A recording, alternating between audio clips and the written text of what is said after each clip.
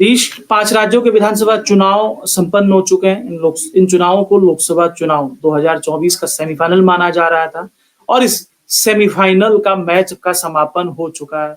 इन 5 राज्यों में से 3 में भाजपा को बहुमत मिला है, यानी कि प्रचंड बहुमत मिला है।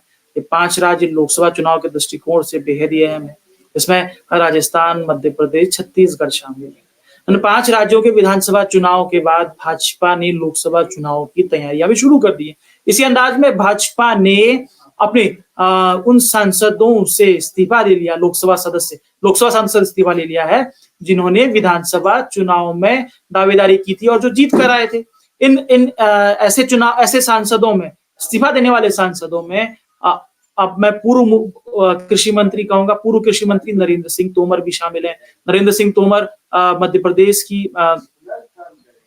दिमनी सीट से चुनाव लड़ा था उन्होंने, और दिमनी सीट से वो चुनाव लड़कर जीत कर आए हैं और उनसे अब लोकसभा सदस्यता की पद से भी उन्होंने इस्तीफा दे दिया है। तो वहीं कृषि मंत्री के पद से भी इस्तीफा दे दिया है। ये पूरी की पूरी कवायद लोकसभा चुनाव में भाजपा को प्रदेशों में मजबूत करने की तरफ समझी जा रही है। और इस पूरी कवायद के बीच देश में एक अहम फैसला और लिया गया है। देश में यानी कि देश को एक नए कृषि मंत्री मिले। देश में भारत सरकार, मोदी सरकार ने कृषि मंत्री के तौर पर जनजातीय मंत्रालय का कार्यभार संभाल रहे अर्जुन मुंडा को कृषि मंत्रालय की अतिरिक्त जिम्मेदारी दी है। ऐसे में सवाल यही है कि लोकसभा चुनाव से ठीक पहले जो कैबिनेट विस्तार फिलहाल नहीं हुआ, लेकिन कृषि मंत्रालय का पद हम ये देखते हैं कि यहाँ पर संस्कृति मंत्रालय का भी उन्होंने भी रिजाइन दिया, लेकिन उनका पदभार किसी को दिया, लेकिन उससे पहले कृषि मंत्रालय का पदभार अर्जुन मुंडा को दिया गया है। तो ऐसे लोकसभा चुनाव से पहले कृषि मंत्रालय का जो अतिरिक्त प्रभार अर्जुन मुंडा को दिया है, तो क्या ये उनका सफर जो है वो आसान होगा या उनके सामने क्या क्या चुनौतियां होंगी? इस पूरे विषय को हम समझने की कोशिश करते हैं कि अर्जुन मुंडा के सामने किस तरह की चुनौतियां होंगी, क्योंकि ये पूरा का पूरा अगर हम समझने की कोशिश करें कि कैसे अर्जुन मुंडा के सामने चुनौतियां हैं बतौर कृषि मंत्री। अगर हम सबसे पहली चुनौती की बात करें जो अर्जुन मुंडा के सामने बतौर कृषि मंत्री होगी, वो यही है कि अल नीनो संकट के साल में भारत सदी का सबसे बड़ा सूखा झेलने की तरफ आगे बढ़ रहा है। देखते हैं कि अल नीनो की वजह से दुनिया भर में बेचैनी है, दुनिया के कई देश परेशान है, तो भारत भी परेशान है। अल नीनो की वजह से मानसून महीने का जो मानसून सीजन होता है 4 महीने का, उसमें अगस्त का महीना बीते 100 सालों में सबसे सूखा दर्ज किया गया, जबकि अक्टूबर में भी सामान्य से कम बारिश हुई है।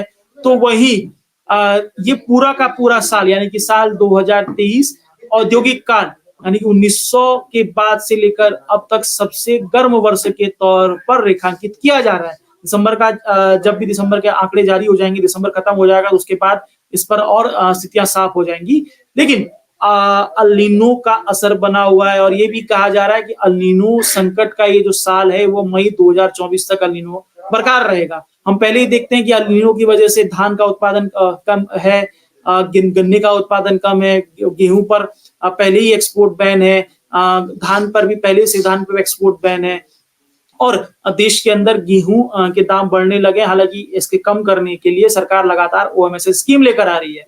वहीं अभी जिस तरीके से गेहूं की बुआई का रकबा पिछड़ा हुआ है, भारत सरकार लगातार इस तरह से डाटा जारी कर रही है और कह रही है कि ऐसी किस्मों का चयन करना है किसानों को जो जलवायु परिवर्तन की चुनौतियों को सामना कर सके। कुल मिलाकर किसान परेशान है। ऐसे में अर्जुन मुंडा के सामने मौजूदा साल में एक विकराल सूखे की स्थिति बन सकती है, सूखे का स्थिति जिसमें किसान परेशान। अब उनके सामने सबसे बड़ी चुनौती यही होगी कि वो संभावित सूखे के साल में एक ऐसी सफल नीति की पैरोकारी करें, जिस सफल नीति की पैरोकारी करते हुए सफल क्रियान्वयन उसका सुनिश्चित कर सकें, जिससे किसान को भी फायदा हो और कहीं ना कहीं देश के खेती को भी फायदा पहुंच सके। वहीं दूसरी सबसे बड़ी चुनौती की बात करें तो लोकसभा चुनाव से पहले एक बड़े किसान आंदोलन की आहट पहले से ही बनी हुई है। ये मैं ये नहीं कहूंगा कि ये तख्तो भरा ताज उनके लिए होगा, लेकिन कहीं ना कहीं ये चुनौतियों भरा पद उनके लिए जरूर है। देश में 3 कृषि कानूनों के खिलाफ नवंबर 2020 में एक बड़ा किसान आंदोलन हुआ। 13 महीने ये किसान आंदोलन चला। इस किसान आंदोलन में जो 3 कृषि कानून थे, किसानों के गुस्से को देखते हुए प्रधानमंत्री नरेंद्र मोदी ने उनको वापस ले लिया। लेकिन उसके बाद से किसान एमएसपी गारंटी की मांग और साथ ही साथ स्वामीनाथन आयोग की सिफारिशों के मुताबिक C2+50 के फॉर्मूले के तहत एमएसपी की मांग कर रहे हैं। वहीं किसान कर्ज माफी का मुद्दा भी गहराया हुआ है। ऐसे में तब से लेकर उस आंदोलन के खत्म होने से लेकर अब तक कई बार किसान शक्ति परीक्षण करते रहे हैं, कई बार किसान चेतावनी देते रहे हैं कि वो एक बड़ा किसान आंदोलन लोकसभा चुनाव से करेंगे। अब लोकसभा चुनाव पास है तो कहीं ना कहीं लोकसभा चुनाव से पहले जिस तरीके से किसान संगठनों ने कहा है तो एक बड़े किसान आंदोलन की आहट भी बनी हुई है। ऐसे में अगर लोकसभा चुनाव से पहले एक बड़ा किसान आंदोलन होता है जिसमें सीधे तौर पर कृषि मंत्रालय की जवाबदेही बनती है, क्योंकि कृषि मंत्रालय को ही मुख्य तौर पर उसके लिए जिम्मेदार मंत्रालय है। तो ऐसे में अर्जुन मुंडा के सामने किसान नेताओं और कृषि किसान आंदोलनों से निपटने की भी बड़ी चुनौती है।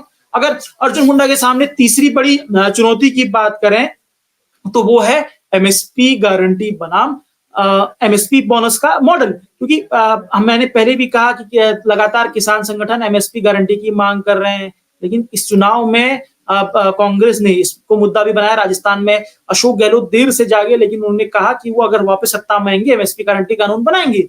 लेकिन इससे पहले किसान लगातार मांग कर रहे हैं। तो ऐसे में भाजपा ने एमएसपी गारंटी का जो मुद्दा था, एमएसपी गारंटी का की जो मांग थी उसको डिरेल करते हुए एक नया मॉडल सेट करने की कोशिश की, एमएसपी बोनस का मॉडल, जिसमें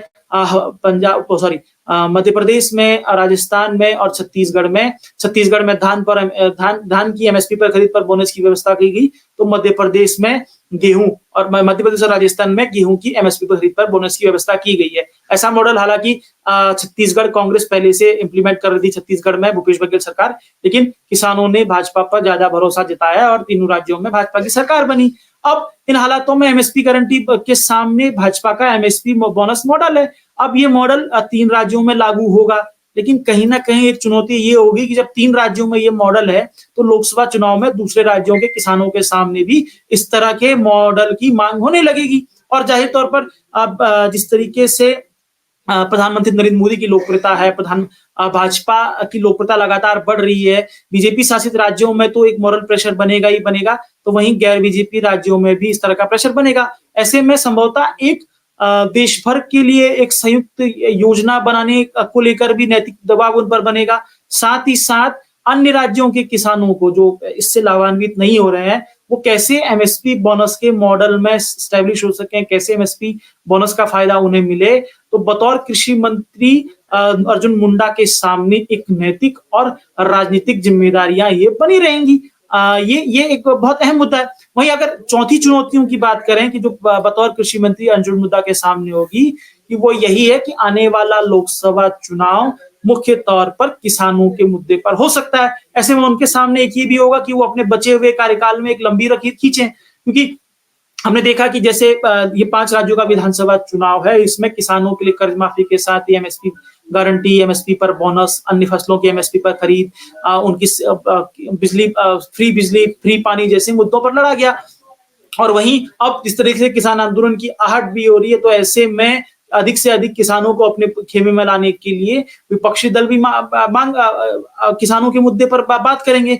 ऐसे में अर्जुन मुंडा के सामने एक बड़ी चुनौती ये होगी बतौर कृषि मंत्री कि वो एक ऐसा काम करें जो, हालांकि बहुत सारी योजनाएं केंद्र सरकार चला रही है किसानों के लिए, लेकिन अर्जुन मुंडा कहीं ना कहीं बतौर कृषि मंत्री वो ये महसूस करेंगे कि वो एक लंबी लकीर किसानों के लिए खींचें, जो उनको कहीं ना कहीं बतौर कृषि मंत्री के तौर पर उनकी पहचान को संयुक्त तौर पर स्थापित कर सके।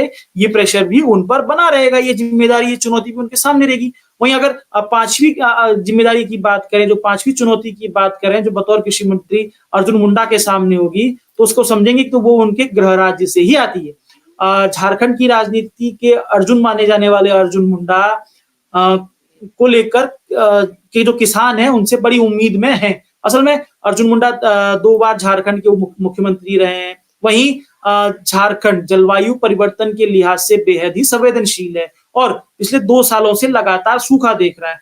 ऐसे में अर्जुन मुंडा के सामने ये बड़ी चुनौती होगी कि वो झारखंड में जो खेती है दम तोड़ रही है उसको एक नए मुकाम पर ले आए और बतौर कृषि मंत्री झारखंड के लिए कम से कम ऐसी कोई योजना बनाए जिससे वहां के किसानों को नुकसान, वहां के किसानों का नुकसान कम होगा।